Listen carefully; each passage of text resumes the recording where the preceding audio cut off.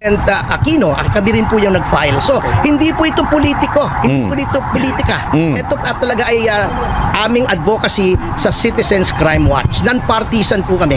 Why include Kimbo, sir? Bakit sinama si Kimbo? Siya nag-admit nun eh, di ba? Opo, alam na pala niyang may insertions, dapat kumilo siya para hindi ito ang i-transmit as an enrolled bill.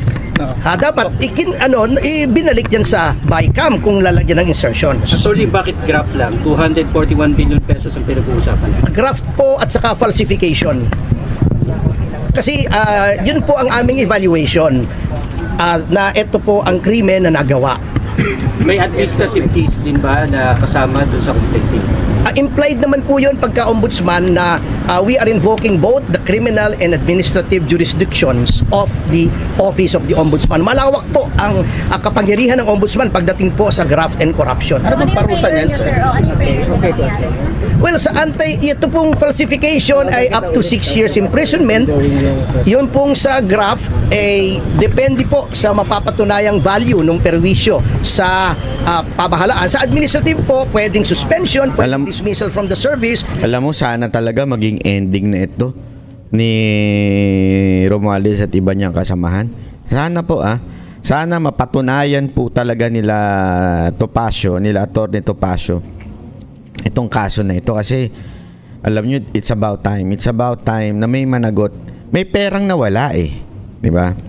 Merong blanco it's a fact. Inamin yun inamin na Malacanang, inamin ni Kimbo. So walang mananagot. Kaya kahit yung judge malilito na umamin sinong mananagot? Wala lang, may multo lang, ganun. May nagsulat na multo. Pwede ba yun? Sana matapos na, kasi marami na ako naririnig na reklamo diyan kay Romualdez kahit noong pang hindi speaker yan. Naririnig ko lang naman. Para matakot na rin yung mga ibang congressman natin na grabe gahaman. Kasi hindi lang po siya dyan. Marami dyan. Yung isa nga nagdemanda sa akin, nandyan din karma lang yan. Meron niyang dyan sabi doon, ito hindi ko siya minumura. Ito sinasabi ko lang, merong quotation na karma is a bitch. Gago!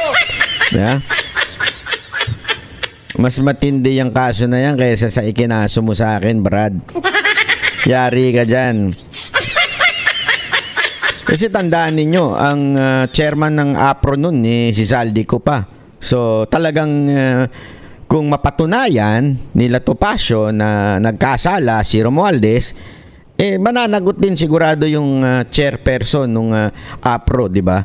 So karma is a bitch. Sana. Di ba? Tuloy. Pwede rin kung convicted, perpetual absolute disqualification. Kung Alvarez, baka may magsabing politika lang ito. Anong magiging sagot? Well, karamihan pag wala nang masabing iba, sasabihin talaga politika lang ito. Tama.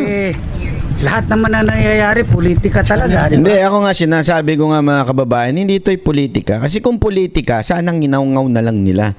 Diba? Sana ombudsman na lang, wala nang kaso sa korte. Although court pa rin naman yung ombudsman, kaya lang malalaman mo naman kung ang isang pag hindi dinala sa korte, medyo politika. Diba? Mas magandang dalhin sa korte para magkaalaman, diba? Parang katulad ni Trillanes. Laging nagkakaalaman na lahat ng mga pinagsasabi niya ay sablay, diba? Bakit? May naipanalo ba ikinaso yun? Wala. Wala kasing substance Aside from wala siyang substance, pati yung mga kaso niya walang substance. Kaya maganda, at least nagkakaalaman tuloy kung sino walang substance. Parte ng politika yan. So sa akin naman, ang kawawa dito, yung mga empleyado yun. na pag-utusan. Correct. Well, siguro pwede naman nilang depensa. Magsabi lang sila ng totoo. Ayun. Kung ano talaga yung nangyari. Sir, kasi yung iba tinatanong yung timing nung pag-file nyo. Kasi impeach nga lang kay VP Sara Duterte. So, kaya ganun yung mga implications nila. Alam nyo, yung sinasabi nilang timing, wala namang timing yung criminal case Tama. Kung gumawa ka ng krimen, Oh. yun ang timing. Yun. Gumawa ka ng krimen, alangan namang i-file mo yan sa susunod na taon. Mga 5 taon pa bago nyo i-file. Hindi. Alam mo mga kababayan, that's a perfect analogy. Walang timing yan. Bakit? Kasi gayong ginawa yan eh. Etong budget yan eh. Kailangan mapigilan yung budget. Kasi nga, ang daming kalokohan dyan sa budget eh.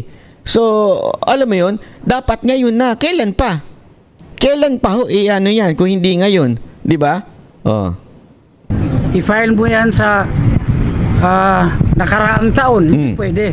Tama. Ginawa nila yan recently, kaya kinakailangan aksyonan kaagad natin. Yun. Naman ba ito sa pag-impeach ng Kamara kay Bibi Sara? Wala, magkahiwalay yan. Oh. Kasi iba naman yung impeachment, ibang usapin yun. At ito, criminal case ito, ibang usapan dito. Yan ang sinasabi. Pag abogado kayo, maiintindihan ninyo. Pero kung hindi kayo abogado, hindi nyo talaga maunawaan. Iba ang criminal case sa impeachment case.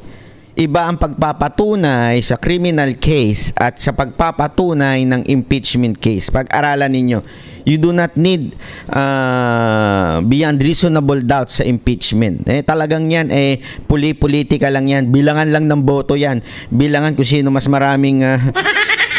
kung tatanggap ba o hindi, di ba? Yan ang katotohanan diyan. Wag na ho tayo maglokohan, ha.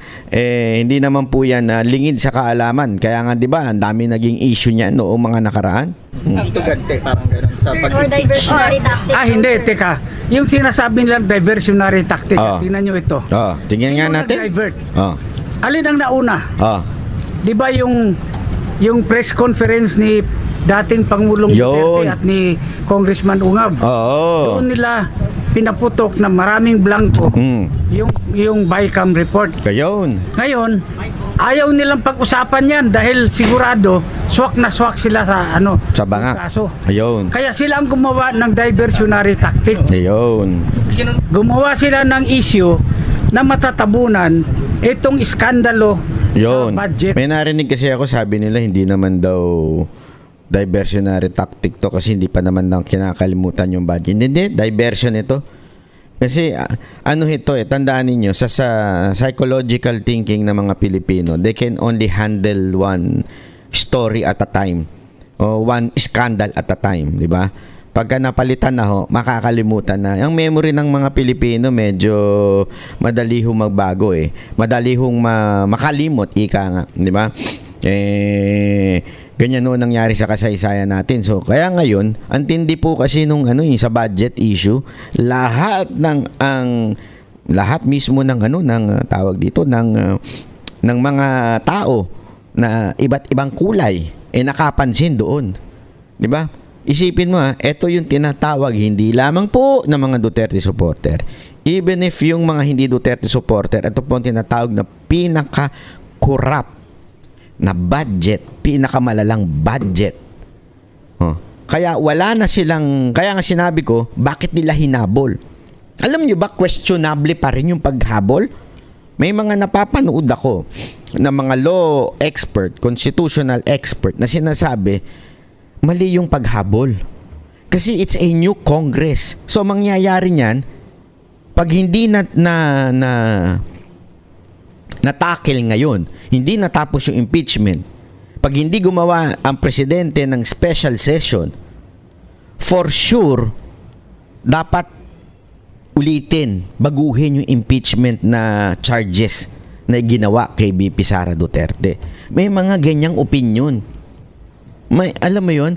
Sabi ko, nung pinapakinggan ko, hindi ito mga Duterte supporter Ito yung mga lehitimong mga magagaling sa batas at sinasabi nilang kasi nag-ending na hindi na pwede yun yung same decision na yan nung nakaraang Congress.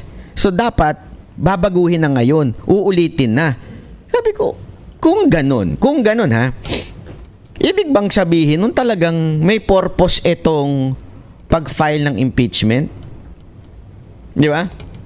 Kasi maaring isa lang itong ginawa ngayon, pero marami yun, di ba? Marami yung impeachment na yun. So, ibig bang sabihin, final lang nila tong isa para mag-ingay lang, para ma-divert talaga ang usapin patungkol sa budget, alam naman nila na kailangan ulitin to eventually, kailangan nun nila uling dumaan uli sa Kamara, bumalik sa Kamara, tapos tsaka ho pag-uusap at tsaka ho uli magkakaroon na ng impeachment trial sa Senado. May ganung kasing istorya, may ganung punto At hindi po nanggaling yan sa mga Duterte supporter o mga kaalyado ng mga Duterte. Nanggaling po yan sa mga law expert. Although, ayan pa'y pinagdedebatehan. Pero gayon pa man, bakit? Kung may ganun palang debate, kung meron palang ganung usapin, bakit talagang itinulak nila? Hinihabol sa huling araw. Ay, kasi nga naman, total change, di ba? Total change ng kwentuhan. At hindi po ang demanda ang diversion. Kasi nga sabi nga ni Alvarez, nauna si Ungab at saka ang presidente si PRRD at saka si Attorney Vic na nag-live bago pa ho yung impeachment. Ang tunay na diversion yung impeachment.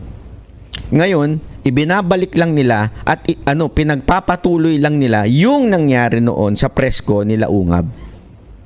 So this is not a diversion. This is reality, my friend. So I think Romualdez, this is your ending in your adventure. Baka ito na talaga ang ending mo pagdating sa mga diskarte mo sa buhay. Ng 2025. Consult nyo ba si dating Pangulong Duterte dito sa pag-file nyo ng reklamo? Hindi nga kami nagkausap, hindi kami nakita dahil from Tagum City, dumiretso na ako dito sa Manila para i-file yung kaso. Speaker, with your kind permission, pwede ko bang dagdagan? Pwede. Actually, matagal na po namin itong pinag-iisipan. Kaya lang po, komplikado ang kaso. So, pinag-aralan pa po namin ito, kaya ngayon lang po namin ginawa. Kasi hindi naman po kami katulad ng ibang miyembro ng Quadcom na kilos nang hindi nag-iisip. Ay, pambera. Sino yan? Makabana talaga ito si Topacio Diretsuin mo na. Sino ba sinasabi mong Quadcom na hindi nag-iisip? Si ano ba yan? Si Barbers ba yan?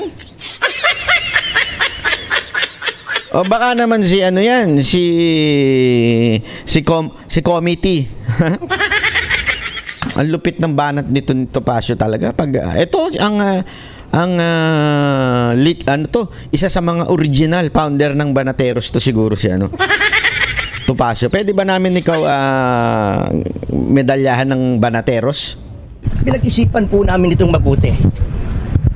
Hey, Congressman Alvarez, sir, now na-file na ho ninyo itong complaints ninyo. Apo. Anong inaasahan ho ninyo na pagtugon dito ng anti-graft ban?